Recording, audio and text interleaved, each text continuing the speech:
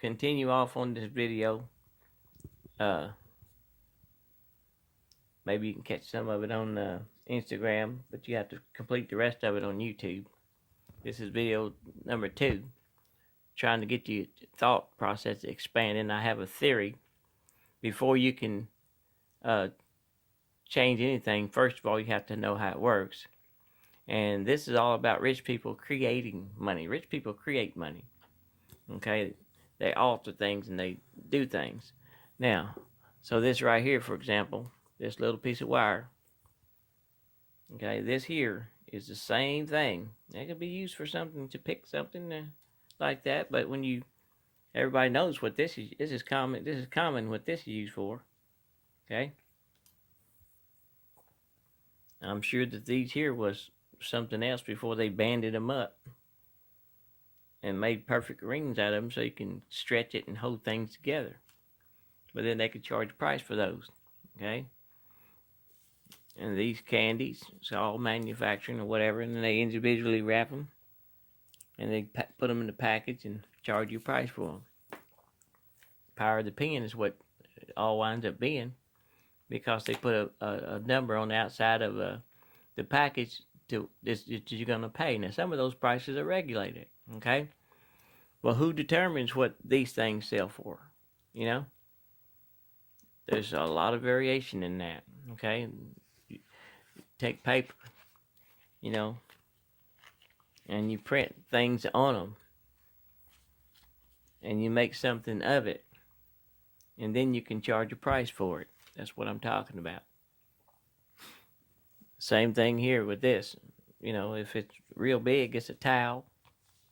If it's small, it's a bath rag or a bath cloth, or however you want to say it. But either case, depending on the size of the cloth, determines the price, and who determines what that price is going to be, or the quality of it. Now, that's what I'm getting at. There's a lot of variation here. Okay, one cell phone to the next. You know, who determines whether it's $600 or $300 or whatever. You know, and what makes it worth whatever it's worth. That's what I'm talking about. Rich people create money. Consumables is a good one, because you eat them and they're gone. And then if it's for medical use, then you got to have more. But let's get back to this. The law of numbers applies to this. You harness the power of the internet, reach out globally, connecting our cell phones and our social media to our internet laptops called virtual community, for example. This little dollar item, it works. My hand's just stiff where I just got up. All right. It has a use. But sold into 1 billion homes at $1 price, for example, is $1 billion. This right here sells for about $6 in a store. So based on the same philosophy, this is $6 of consumable product, which is $6 billion over 1 billion homes. This little bottle here, look at that, $4 for that little thing, and sold into 1 billion homes. That's $4 billion. Let's look at these hats. Now, you see that? These are all basically the same kind of hats, just little different designs on them. El Cheapos or whatever, however you're going to look at them. All of them. But depending on what they're used for, determines on the value, okay? This is a good one. I made this. Okay, you take a red cup, okay, party cup, and I created a potential income for homeless with this. Take a pool ball, stuck down there to keep it from falling over. But what the heck is it? You say, well, if you put the cell phone in it this way, and you videotape it, I just cut the phone off. But anyway, it ain't been used for a little while. It holds the phone up that way. But you know how some videos turn sideways. See if I can get this thing back on. Yeah, it wants to restart and everything. Anyway, you can lay it in there this way, sideways too. All right, I gotta keep it moving. But watch the sideways video or whatever.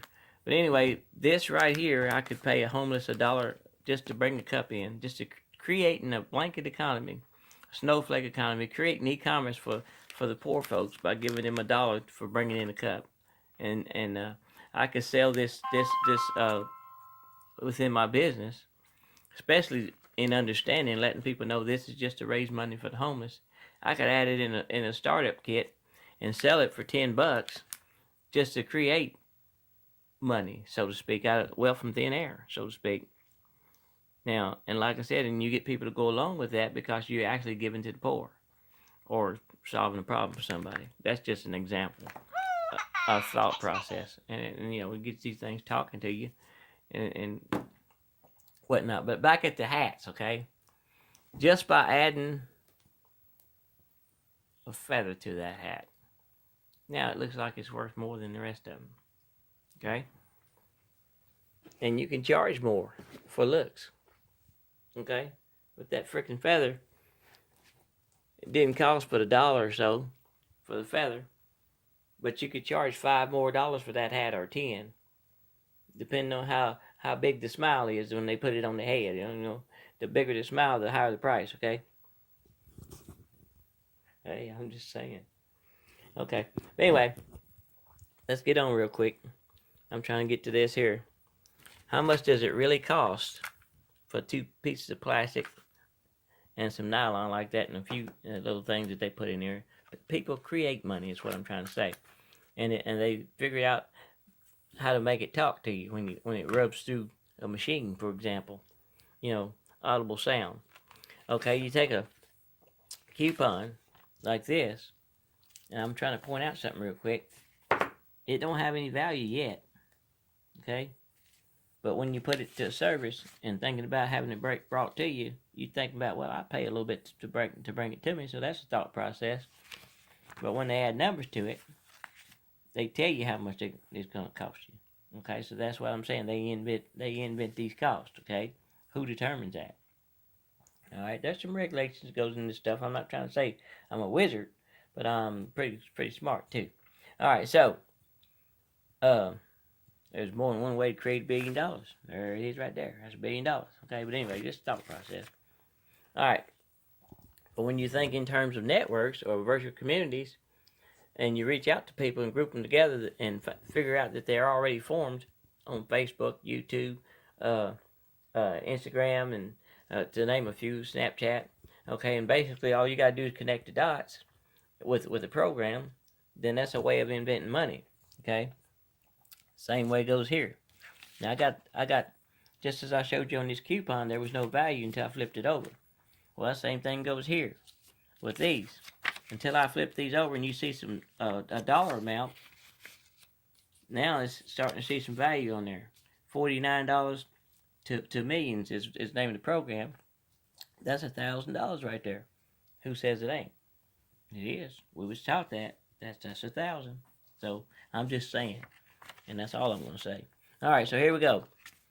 This is $1,000 too, but who says? Okay, they say. Okay, now. Rich people create wealth. Business materials, sales, website. This is me drawing up a business plan. By planning how I'm going to build this website and give you a general idea how things can come together. You can create your PayPal buttons for the product, for example, on the website. You put your programs in, Strive Money, whatever.